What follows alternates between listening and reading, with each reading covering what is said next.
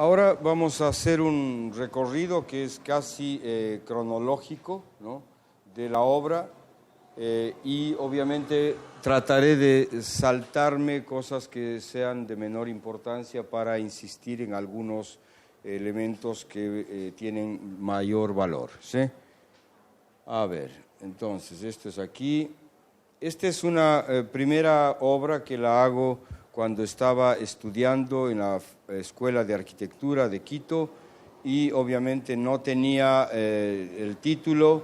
Es una obra que nunca se legalizó y para mí tiene ese valor porque finalmente en mi vida también he estado muy al borde entre lo legal y lo legítimo, y entonces me parecía que era importante empezar temprano la ejecución del oficio. Es muy importante para los arquitectos en particular construir y diseñar. Yo pienso que son dos vertientes de aprendizaje.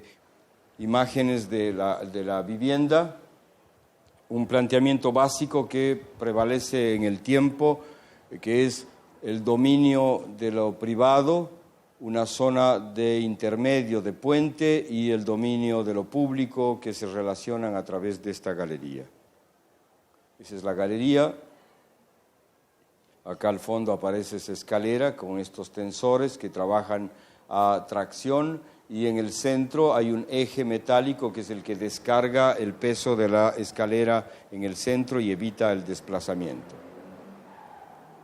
Este proyecto se da en Quito el año 80, cuando nosotros habíamos retornado de Bolivia después de unos años un poco intensos, y mi padre me convoca a que le ayude. Mi padre también era arquitecto, él ya falleció, para que le ayude en este proyecto. Aquí, sin duda, la particularidad está en que hay dos ejes estructurales que están a una distancia de 9 metros cada uno, y que permite que tú puedas liberar la fachada adelante y atrás en un lote muy pequeño, ¿no es cierto?, y resolver las plantas en una división máxima de 8 unidades y hasta tener una planta, digamos, más libre. Ese es el edificio, esto es del año 1980. La liberación de la fachada permite que existan estos desplazamientos de un volumen que te permite jugar con la masa y al mismo tiempo establecer estas ranuras de profundidad que trabajan respecto del asoleamiento de las oficinas, al mismo tiempo que generan adentro espacios de mobiliario para las oficinas en cada caso. La terraza, al fondo se ve la basílica. Esto está en el límite al ingreso. De aquí hacia adelante está el centro histórico. Cuando retornamos de Bolivia el año 86, después de toda una experiencia política, porque yo me gradué el 78, y del 78 al 86 lo fundamental de mi actividad fue política, no fue arquitectónica, con ese lapsus del año 80. El año 83 volvimos a Bolivia y ya después saturados del tema de la política, porque sin duda para ser político hay que tener una piel muy gruesa, decidí volver a la arquitectura y saqué de un baúl el título que estaba apolillado y decidí ser arquitecto. Y ese momento empezó otra etapa de la vida. Este es el primer proyecto que hacemos. Ya estaba trabajando en el municipio de Quito, y esto se inicia el año 87 y culmina el año 91. Este es un diseño que ya lo que habla es de una pieza arqueológica de la cultura tolita que habla de la fertilidad. Aquí tienes la cabeza, los brazos, y aquí otra cabeza y los brazos, es decir, de la mujer y el nacimiento, para que vean la importancia que tiene ya el tema cultural en la arquitectura, ¿sí? De hecho, esta obra, que es muy, muy potente, o sea, esta es nuestra casa y esta es la casa de un hermano, sobre una ladera que supera los 45 grados, por lo tanto, más del 100% de inclinación aquí arriba. Aquí abajo tú tienes de la calle a este punto 21 metros, que quiere decir 7 pisos. Te podrías tener un edificio de 7 pisos desde la base hasta este punto. Sin duda, los códigos arquitectónicos de esto vienen de esta relación con lo andino, con los pueblos andinos y con su arquitectura prehispánica. Yo pienso que aquí hay una marca concreta étnica, una marca cultural, que es un sello que empieza a ser parte de esta búsqueda. ¿Sí?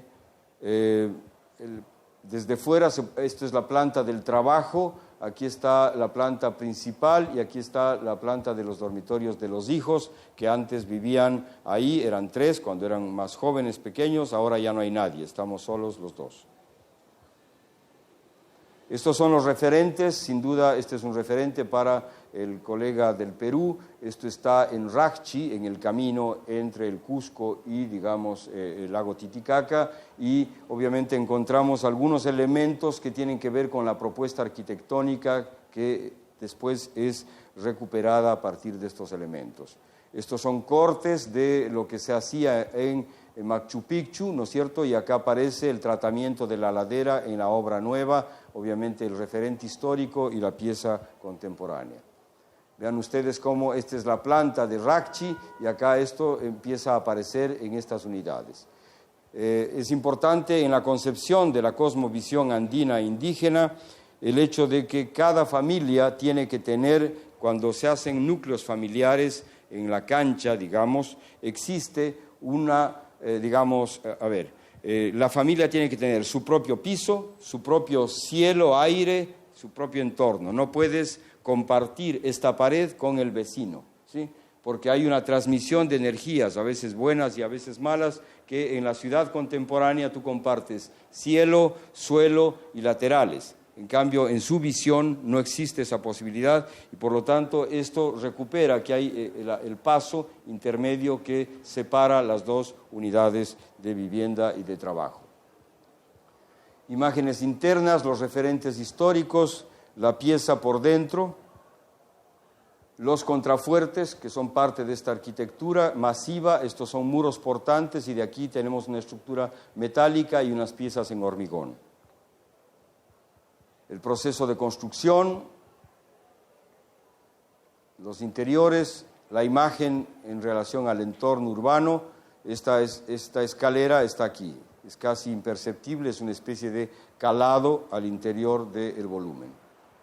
La parte posterior, la transparencia hacia el este, ustedes vean la presencia de las montañas en este encañonado. Aquí está la iglesia de Guápulo, este es un barrio que estaría en el plano que está aquí, estaría en este punto más o menos, en el costado, en el borde oriental norte de la ciudad.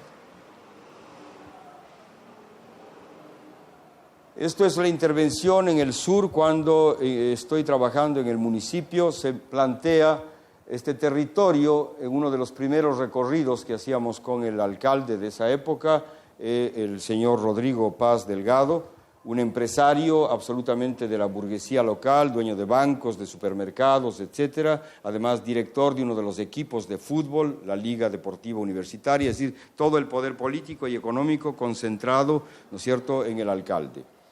Cuando recorríamos el sur de Quito, desde esta loma de aquí, que se llama de la Forestal, él preguntó ahí ese territorio quién es y le dijeron que eran 4 haciendas. Y yo estaba pocos días de haber ingresado en el municipio y me dijo, Andel, ¿qué harías tú en ese territorio? Y yo de manera intuitiva, como una respuesta inmediata, le dije, lo primero que haría es declarar de utilidad pública ese territorio como gobierno local para hacer una intervención de planificación para el futuro del sur de la ciudad. Y él respondió muy violentamente diciendo que yo era un comunista, que cómo se me ocurría hacer una expropiación, una declaratoria de utilidad pública, porque seguramente los dueños de esas haciendas eran sus amigos, etcétera, etcétera. Yo le dije que él me había preguntado y yo le había respondido y hasta ahí llegábamos. Esta zona es el sur de Quito, ustedes ven, es toda la ciudad pobre, ¿sí?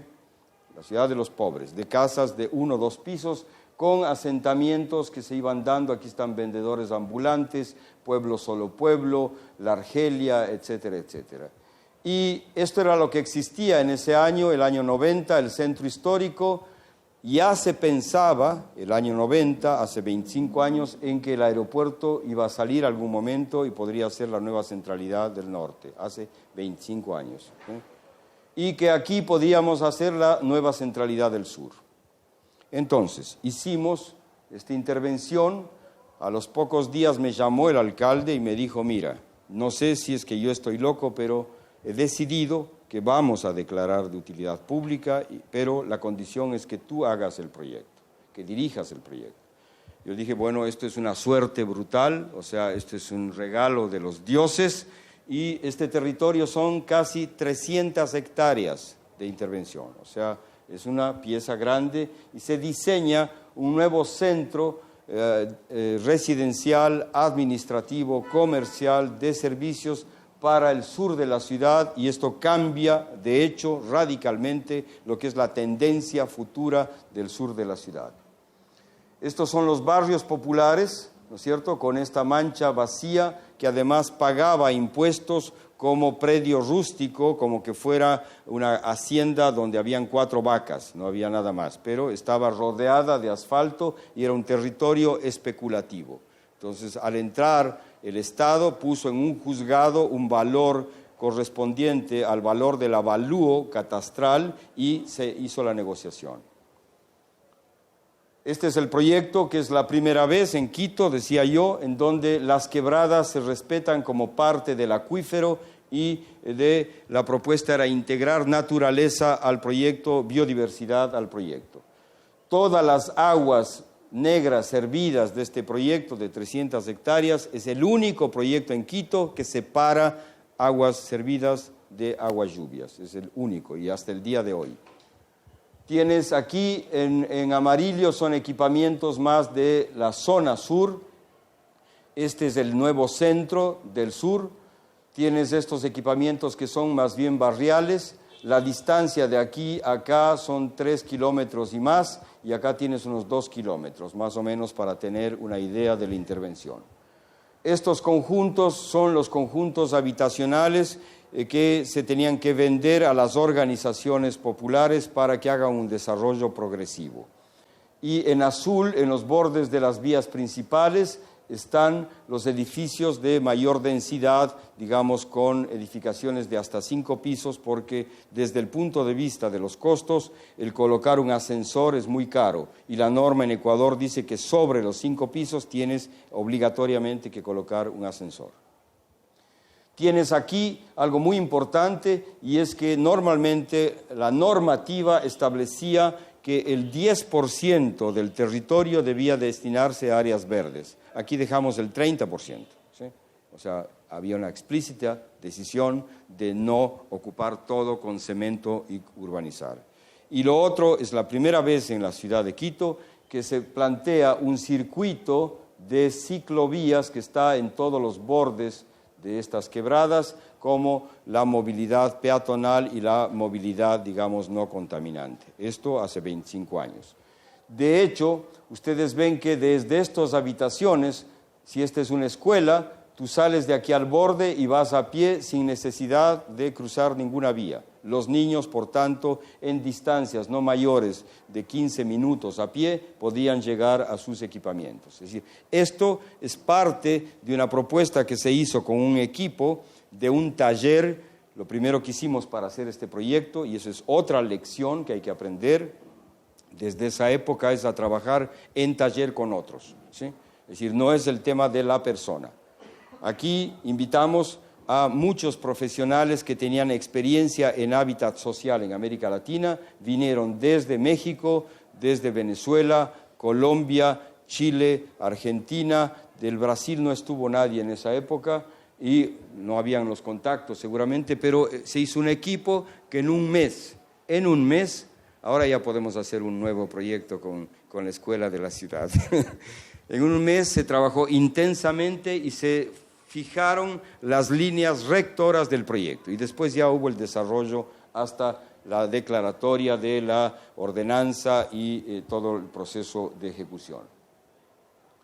El centro, nuevamente, Bueno, de esa escala pasamos a escalas muy pequeñas. Estas hablan de temas como la posibilidad de hacer arquitectura en donde la afectación al ambiente sea lo más baja posible. Los arquitectos, los ingenieros tenemos una tendencia a meter hormigón en todo, a encementar todo. Yo creo que es muy importante mantener los niveles de permeabilidad del suelo y de la naturaleza. Este es un segundo proyecto. Al final de esa administración, el año 92, el siguiente alcalde, Maguad Yamil, que fue después presidente de la República, nuevamente me dice, bueno, este es un territorio que aquí habían alrededor de 400 propietarios, entre ellos mi hermano, que tenía aquí un predio en este punto de 2 hectáreas. Estos ya no son 300, son 675 hectáreas, ¿sí? Y estaban destinadas a ser el lugar de la mayor plusvalía, es decir, los hoteles más importantes, los conjuntos de vivienda más importantes, más caros de la ciudad, aquí. Esto está acá, en lo que decía la loma de Huanhuiltahua, aquí, ¿sí? Con unas vistas espectaculares hacia todo el norte, hacia el Pichincha y hacia el oriente. Desde aquí parado tú puedes ver alrededor cerca de 10 volcanes, ¿no es cierto?, nevados desde este punto. Tienes la cota de sobre 3.000 metros aquí arriba. Nuevamente la decisión, ¿qué haríamos? Dije, vamos a la pelea, vamos a declarar de utilidad pública, vamos a ponerle un límite y todo lo que está aquí adentro, o sea, empezamos a hacer permutas cuando sea posible y también, digamos, una negociación de ese territorio con los propietarios en el depósito del valor que es posible legalmente hacer eso. Lo que se necesita es voluntad política. Bueno. Había aquí, en este sector, una urbanización ya con calles y con bordillos de unos 300 familias de empleados públicos de una institución de la Telefonía Nacional, IETEL se llama esa institución. Ahí trabajaba una tía mía y era propietaria también de un lote de terreno en esa urbanización. Cuando supieron de la declaratoria esta de utilidad pública, estos pobladores, en defensa de su territorio, ¿no?, fueron y un fin de semana construyeron de manera absolutamente ilegal una pequeña capilla para que la parte religiosa les defienda del diablo, en este caso, el diablo que entraba a convertir esto en parque. Y el diablo entró porque entramos con maquinaria, destruimos esa pequeña capilla que se hizo en el fin de semana y eso fue en la prensa un escándalo espectacular, ¿no es cierto? Y claro, otra vez el comunista, esta cosa de la actuación respecto del interés particular, privado, etcétera, un antecedente pésimo, pero lo cierto es que se logró definir este límite, se logró hacer que esto sea el gran parque de la ciudad, ¿no es cierto? Es el pulmón más importante de Quito. Ahora son miles de ciudadanos, mujeres, hombres, niños que van cada fin de semana y que se pierden aquí en esta naturaleza, que es una locura. Y para mí ese es el mayor regalo de la vida, el poder haber tomado esa decisión que sin duda obviamente te gratifica porque el interés de lo individual no puede ser por encima del interés de la colectividad. La ciudad agradece este tipo de determinaciones. Imágenes del parque. Luego está esta casa que es un experimento complejo. Es una casa que se llama la Casa Cueva. La Casa Cueva tiene ese nombre porque los propietarios eran de apellido Cueva, el señor, ¿sí? Ya falleció. Y en esta casa se hace una propuesta de trabajar la casa en tierra. Y la casa está hecha en tierra y además un espacio, el espacio más importante, el vestíbulo, que es una habitación que tiene unos 4 metros por 360, es quemado durante 8 días, metido fuego y se convierte en una enorme pieza cerámica. Ese es un experimento realmente complicado. Para hacer esto, esta pieza cerámica, había que estar permanentemente en el sitio, alimentando el fuego y acompañando a esos trabajadores. El referente son estos hornos donde se fabrica lo que nosotros llamamos el ladrillo. El ladrillo se produce, es tierra cocida, que se produce en estos hornos, y para mí esto era importante. De joven siempre yo decía, ¿cuándo podré comprar un horno y hacer aquí un espacio? Porque me parecía la locura, digamos, la textura, la materialidad, pero bueno, finalmente lo hicimos en la Casa Cueva. Aquí están los trabajadores, estos anónimos que son portadores de cultura, de conocimiento, de sabiduría y que tienen la capacidad de hacer esta obra maravillosa. Aquí están los adobes, esto es la técnica, este es adobe, esto es el tapial. Cuando el adobe se cocina, se convierte en ladrillo. Aquí está la propietaria ceramista que obviamente trabaja con tierra y le encantaba la idea de participar de este proyecto. La casa además hace un trabajo con el tema de la luz en la mitad del mundo. Es a casi 3.000 metros, la luz es muy intensa y te obliga a cerrar los ojos cuando tienes el día en verano. Entonces lo que hicimos fue entrar acá a la calle, entrar a este túnel y llegar a este sitio que es el espacio quemado, el vestíbulo, y vas apagando la intensidad de la luz hasta llegar a la total oscuridad, donde hay una sola entrada de una referencia mínima de luz. Y luego vuelves a abrir, atravesando esto, hacia un patio interior que es el que ilumina los espacios desde dentro de la casa. Es una casa casi ciega afuera. Este es el túnel de entrada, ¿no? Con las lámparas estas claraboyas. Aquí se ve la textura de la piel. El fuego permite calentar el aire frío y el aire frío se conduce por detrás por unos tubos que salen a los ambientes y tú puedes utilizar la energía en el dormitorio o en el baño con la calefacción cuando estás usando la chimenea. Este es el cuarto quemado, este es el único ingreso de luz natural. Es muy fuerte, es muy dramática la obra. Obviamente los espacios interiores, pienso que una persona que ha ingresado a esta casa nunca se puede olvidar de esa experiencia. Es un espacio que trabaja no privilegiando la función. A mí no me interesaba que esos órdenes en los cuales tú entras y sabes todo, dónde está la sala, el comedor, la cocina, el baño, está todo nítido. Había que hacer más bien un recorrido de afectación, de experimentación. Es decir, era otra la propuesta en este proyecto. Vean ustedes, la materialidad es casi muy plástico, es volver a un tiempo pasado. Hay una cantidad de elementos muy, muy complicados que obviamente en la cabeza de este personaje han habido también esas búsquedas, porque bueno, es parte de la vida.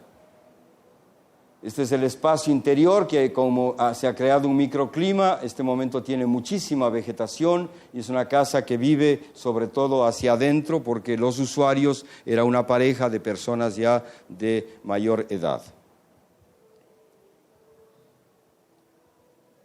Después de que se murió el marido, esto se tuvo que transformar y el piso de arriba ahora se ha convertido en un otro departamento que permite que la señora tenga esa renta, ¿no? Esos ingresos. Pero esa intervención me tocó hacer otra vez a mí mismo hace unos pocos años. Esta es la Casa Cueva, que además, vean ustedes, está en un barrio donde esto es lo mejor que hay ahí. El resto es una exhibición, yo diría, muy barata, muy pobre, de una arquitectura que lo que hace es una exhibición de diversos materiales, de formas, de colores, de texturas. Es realmente muy complicado. Cuando iniciamos esta casa para trabajar con tierra en las plataformas, los vecinos de este barrio enviaron una comunicación a la municipalidad diciendo de que cómo era posible que en una casa, en una urbanización de gente de bien, se permitiera que se haga una casa de tierra. Porque la casa de tierra te lleva al concepto de lo indio, de lo pobre, etc. Entonces había que demostrar de que era posible romper ese tipo de esquemas también, que son esquemas ideológicos. De esta casa, el día de la inauguración de esta casa, Yo no sabía que uno de los principales invitados era mi tío. Mi tío es Osvaldo Guayasamín, que es uno de los pintores más importantes del Ecuador y de América Latina. Si ustedes entran al internet y ubican el apellido Guayasamín, va a aparecer seguramente este personaje. Con este personaje no teníamos una relación cercana porque años atrás, casi 20 años atrás, el año 76 y esto es el año 94, 18 años atrás, mi padre se había peleado con su hermano. Los dos hermanos se pelearon y nunca más volvieron a hablar, ¿sí? Y por lo tanto las familias nos distanciamos.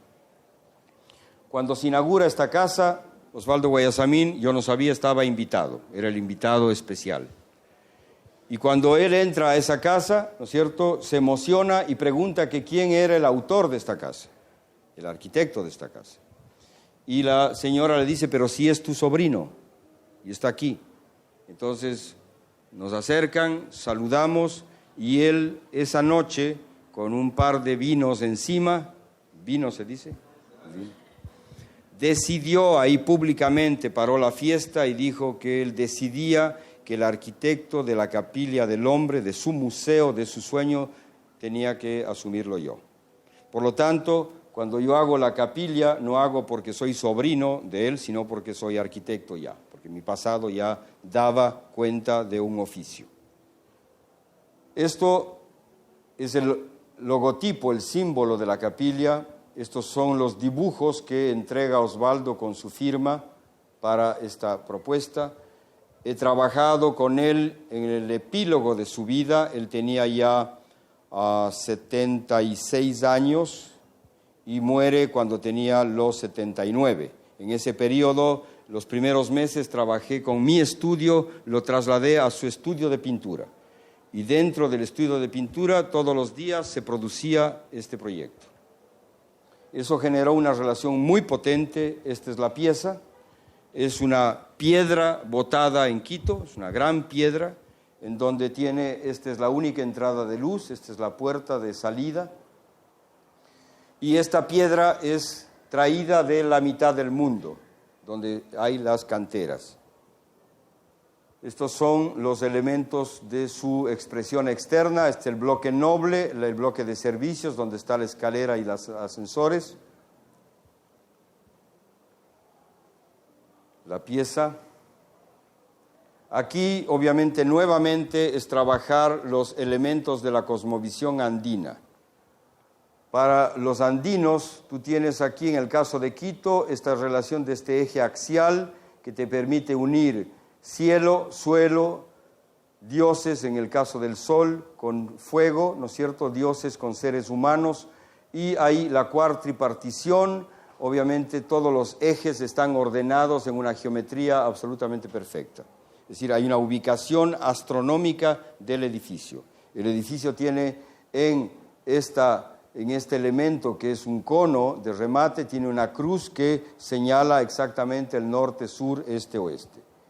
El acto de la primera piedra, que habla de lo que decía yo antes. Hay que saber ser, hacer y celebrar.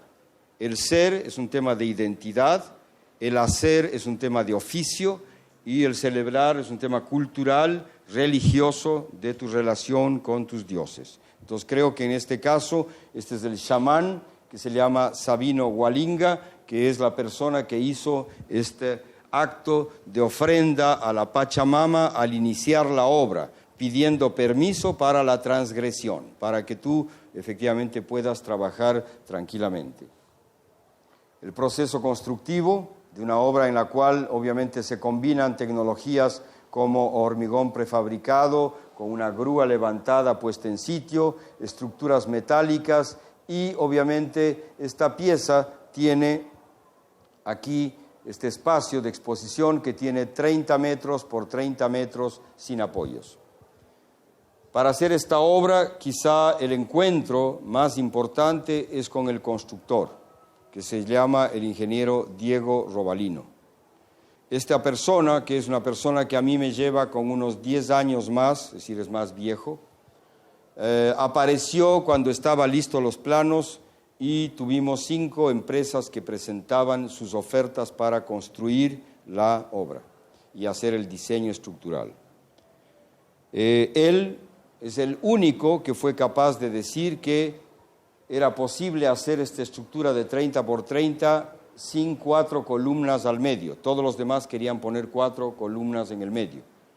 Y para mí esa fue la decisión. Yo no conocía a esta persona, no conocía su obra y me pareció que era el tipo que era adecuado porque decía esto es posible y me preguntó si es que quería que sea no 30 por 30 sino 50 por 50. Entonces yo dije, ¿este está loco o es un genio? Y resultó ser un genio.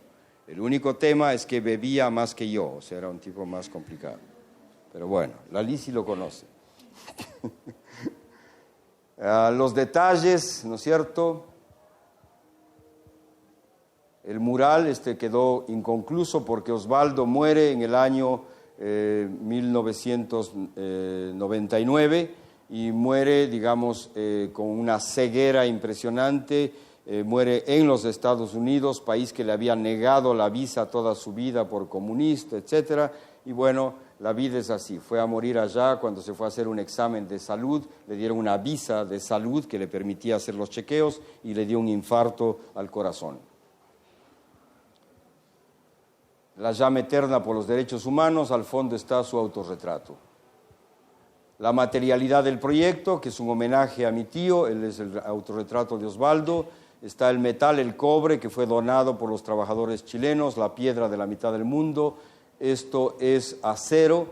Esto que parece una nalga, no es una nalga, es una unión de 2 bóvedas de cañón corrido y ese autorretrato. Esta obra, es importante señalar, se hace en base a una minga cultural iberoamericana.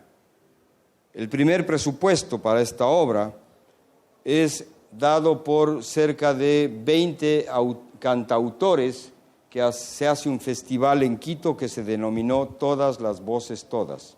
Es importante estos hechos porque ven cómo ligan, es decir, las otras posibilidades de hacer.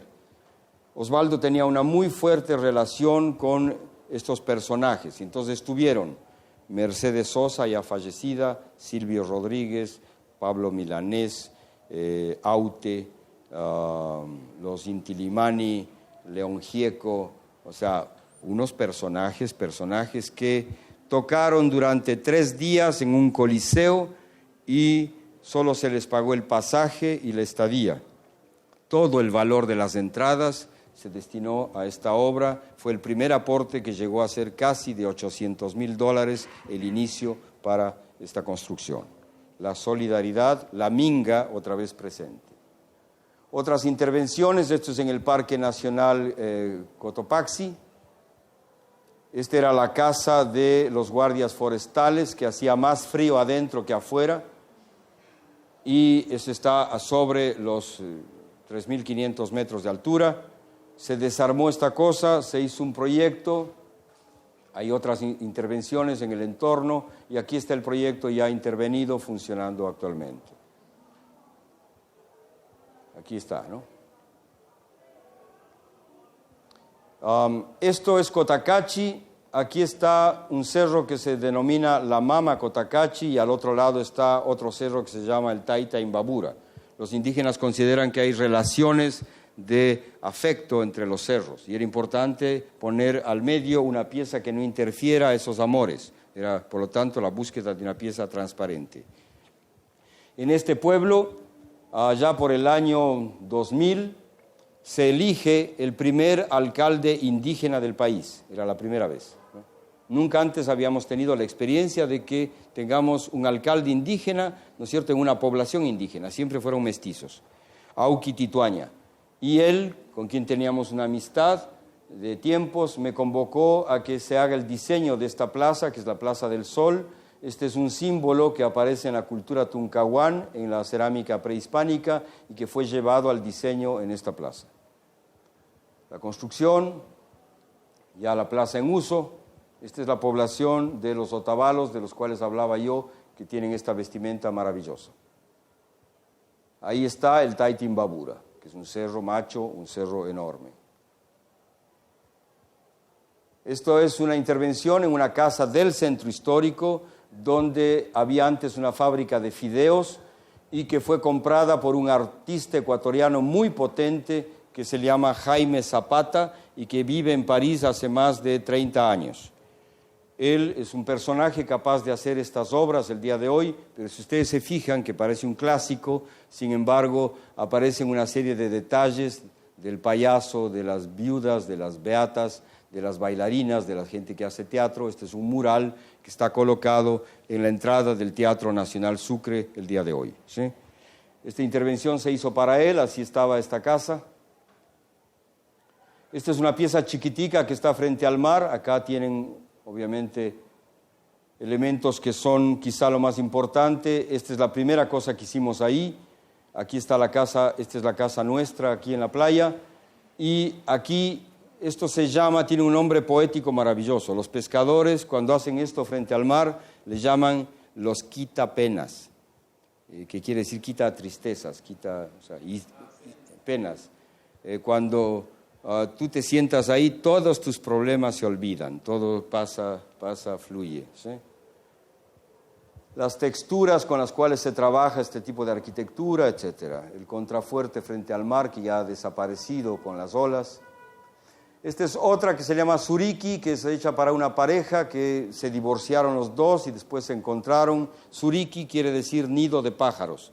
Y Suriki es una isla que está, ese nombre, en el lago Titicaca, en Bolivia.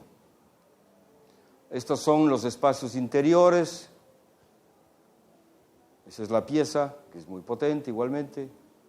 Esta es una capilla católica cristiana que está en el sur del país, en un pueblo en donde las personas viven más de 100 años. Es el sitio de la longevidad en el Ecuador. Dicen que es por el agua, ¿no?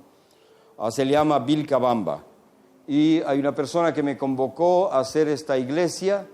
Cuando llegué, vi que al entorno habían estos cerros y entonces, como yo no soy católico, hice una propuesta en la cual en este eje de esta pequeña capilla abrí estas dos ventanas para que de aquí se pueda meter este cerro y acá este otro cerro. Es decir, un poco el animismo, que es otra opción religiosa de dar vida a los cerros, creer en lo que es la vida en las quebradas, la vida en los animales, la vida en el cosmos, pues es parte de lo que está acá. Esta es la geometría básica de la propuesta, que después en obra, como esto está a 700 kilómetros al sur, es muy difícil controlar el proceso y entonces a la final le pusieron estos elementitos, ¿sí?, que ya están en teja y le volvieron más amable, digamos, a la propuesta, ¿sí? Bueno, vamos a pasar algunas cosas que no están hechas. Esta es una obra importante. El plano que está aquí, que parecería un plano hecho ahora en AutoCAD, este es el plano de la ruina que se llama Puruchucu y que está a 30 kilómetros al norte de Lima, ¿sí? Aquí el compañero peruano sabe de eso. Esta es la obra de arquitectura civil más potente que yo haya conocido. O sea, tiene unos elementos, por ejemplo, tú entras aquí, pero primero haces este recorrido al fondo que no tiene función. Tú entras y sales y a la final las paredes se te van pegando al cuerpo y no sabes cuál es el sentido, ¿ya? Entonces no hay función. O sea, enfrentarte con el hecho de que tienes que mirar abajo y mirar arriba y cuando miras arriba ves el cerro. Entonces ahí entiendes la relación de esta población con sus dioses. Esto tiene un espacio de una plaza casi, de aquí a acá deben existir alrededor de unos 120 metros, para tener idea de la escala, ¿sí?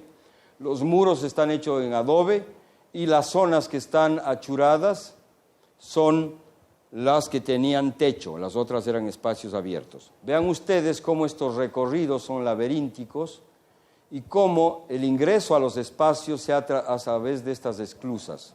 Aquí aprendí lecciones de Puruchucu que dicen que la privacidad se puede resolver en arquitectura sin necesidad de puertas, que la arquitectura masiva puede ser el mueble, puede convertirse en asiento, en cama, en nicho para el fuego o en un sitio utilitario para los objetos. Es decir, aprendí lecciones de arquitectura que tienen miles de años y que pueden estar presentes en la arquitectura contemporánea. Sobre esa base se hace esta propuesta que recupera este proyecto. Aquí está la imagen, el cerro atrás, aquí está el ingreso. Está esta masividad de esta propuesta. Esto ya son los planos de lo nuevo. Aquí está lo antiguo y aquí está lo nuevo. Esta es la unidad por fuera. Aquí ya no le pusieron techitos de teja, ya se pudo, ya construí yo mismo.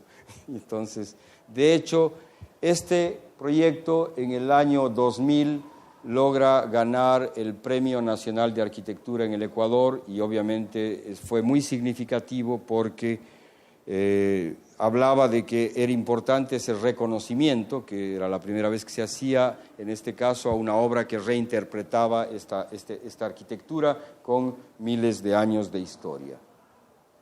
Los detalles de la construcción, detalles interiores, los espesores que están delatados en estas ranuras y este espacio interior que es maravilloso, que está hecho con trozos de suelo. Cuando tú excavas los cimientos para hacer la base de las paredes, el suelo es tan duro que lo puedes cortar en pedazos y los puedes incorporar aquí a la masa y conviertes a un espacio de una acústica maravillosa. El suelo está trabajado con piezas como estas, que son de ladrillo cocido de 60 por 60 y 20 centímetros de espesor. O sea, tienes una dimensión de masa muy importante. Este es un concurso que se hizo en Quito, de ideas para Quito. Aquí aparecen las canteras, se llaman, de donde sacaban piedra para las construcciones. Esto, que era una agresión a este cerro, con José María Sáez y otro grupo de colegas se hace esta propuesta que gana el premio porque era pensando en que el aeropuerto se venía para este lado, que cuando llegues al aeropuerto tú tengas clara la entrada para Quito, o sea, que conviertas el daño en una propuesta positiva, o sea, que digas, ahí está Quito, ¿sí? Con esa claridad. Esto nunca se hizo porque finalmente...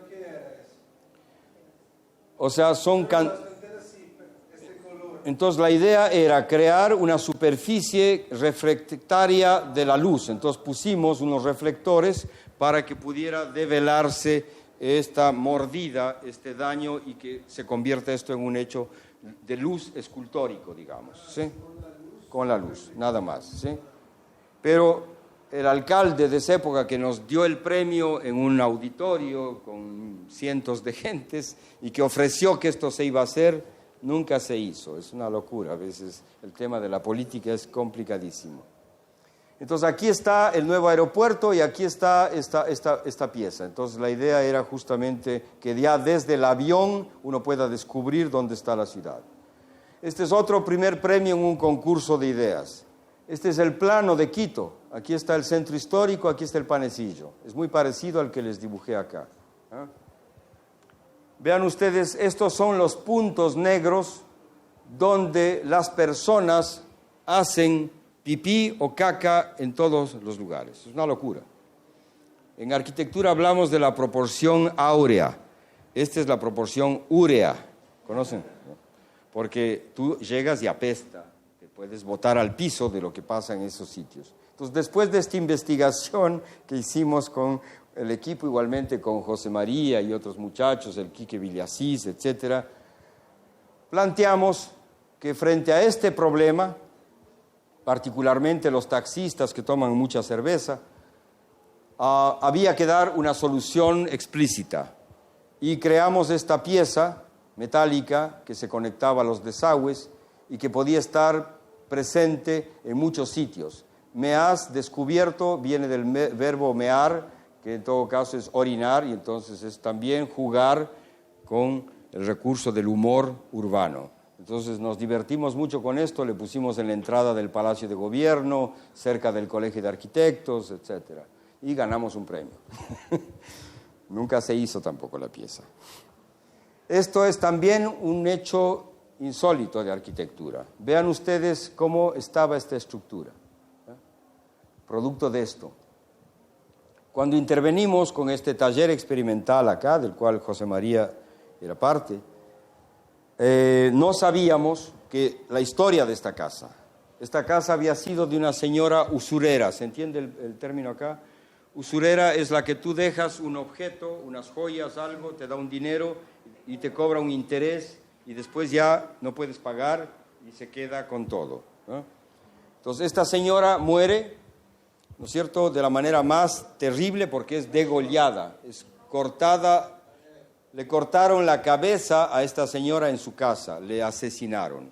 Sus hijos se pelearon por la herencia, después la casa se incendió y cuando el alcalde, otra vez Auqui Tituaña, nos plantea que hagamos una casa de las culturas, nosotros no sabíamos la historia y propusimos mágicamente que la casa le quitábamos el techo y dejábamos abierto y construíamos alrededor.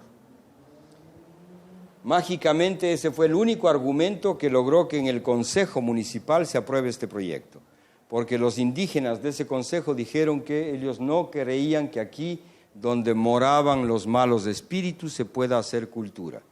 Y entonces, como nosotros decidimos ocupar el espacio de afuera, se aprobó. Pero eso no sabíamos. Aquí está el espacio exterior, sin techo. Hay un recorrido por toda la pieza. Ahora es un museo y es un sitio donde se hace conciertos y cosas. Eso está al norte de Quito, a unos 100 kilómetros. Este recorrido peatonal que atraviesa el espacio. Esta es otra casa en donde quizá el elemento más importante era que los pedazos del suelo donde tú ibas a construir el edificio fueron apilados, dándole la vuelta para hacer el cerramiento.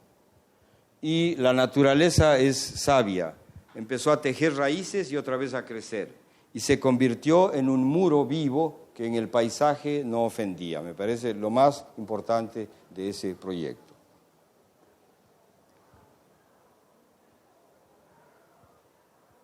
Este es otro detalle.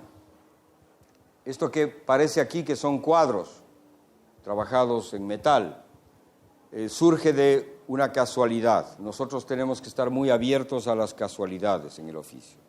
Entré un día a esta construcción y en el piso estaban unas planchas metálicas en un sitio oscuro y los obreros, a pesar de que había un baño en la construcción, se habían orinado encima. Y bueno, fue todo un lío con ellos, una discusión. Después prendimos la luz, limpiamos y vimos que las placas metálicas tenían un grabado de la urea sobre el acero. Entonces pusimos a los obreros en fila, orinaron y ahora está, eso es parte de la puerta de la casa. Para que vean la casualidad, la importancia de la casualidad. Esta es la casa Terra, se llama, entras por subsuelo a un túnel y tienes esta cruz. Este es el túnel de entrada, esa es la casa, los espacios interiores, la casa por fuera. Y este detalle, aquí está la puerta grabada, y esto es las firmas de los principales trabajadores de la casa. Porque ese es otro tema. Los arquitectos nunca reconocemos a los trabajadores. Los trabajadores no existen. Entonces, para un obrero es tan importante ingresar a una casa y decir, yo hice esto, aquí está mi firma, ¿no? Y yo creo que eso es parte también de las reflexiones que tenemos que hacer los arquitectos. Esta es otra casa con la cual termino, se llama Altamira. Nuevamente el recurso local, que es tierra cocida, ¿no es cierto?, en un proyecto que obviamente es un proyecto caro, ¿no?, pero que tiene unos espacios y unas vistas, y claro, los detalles. O sea, como dicen que los dioses están en los detalles, bueno, aquí los temas del gesto, de la pulcritud, que sin duda tiene que ser parte de estas búsquedas fundamentales de arquitectura. Este archivo tiene ahora 7 años, no he actualizado. Tengo necesidad ya de hacer una nueva publicación y un nuevo archivo de las cosas que han pasado. Obviamente Esto recoge parte fundamental de mi vida, es decir, en el año 2008 estamos hablando de que si volví al oficio el año 76, digamos, 86, 96, 2006, eran 20 y pico de años de estar trabajando nuevamente en la arquitectura.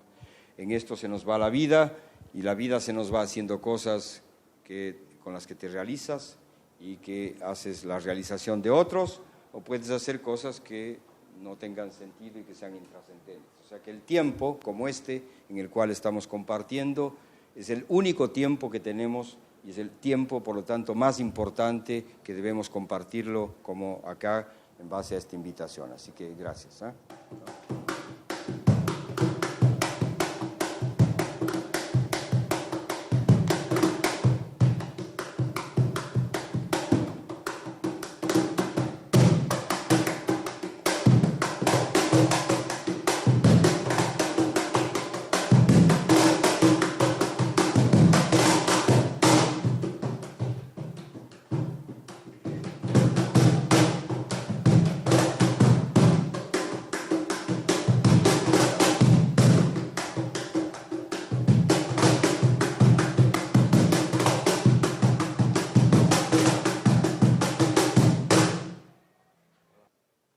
Hay música que ahora se hace con el cajón y de hecho vamos a hacer quizá de la zona más cercana solo 3 canciones, una del Ecuador, una del Perú y una de Bolivia, para que, ¿no?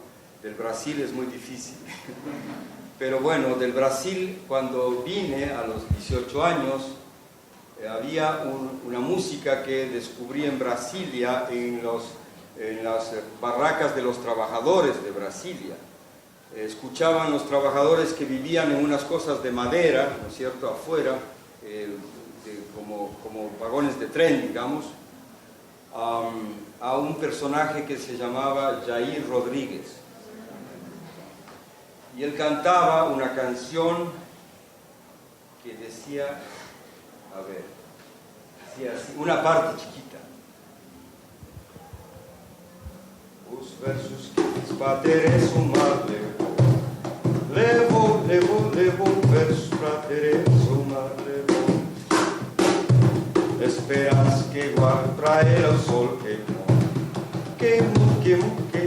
esperança dentro do sol queimou. Mañana me voy a Lima, Rosaura, ¿qué color quieres tu manta, Lindaura? Celeste como el cielo, Rosaura, verde como la esperanza, Lindaura. Siempre me da la platita, Rosaura, para traer las cositas, Lindaura. Siempre me da la platita, Rosaura, para traer las cositas, Lindaura. Mas cuando llego a la Lima, Rosaura, qué rica borracherita, Lindaura. Mas cuando llego a la Lima, Rosaura, qué rica borracherita, Lindaura. Como no te he de querer, Cholita, como no te he de amar, vida. Al verte tan buena moza, chula, de cara tan regular. Como no te he de querer, Cholita, como no te he de amar, vida. Al verte tan buena moza, chula, de cara tan regular. Cajoneros, cajoneros, corazón. Cajonero.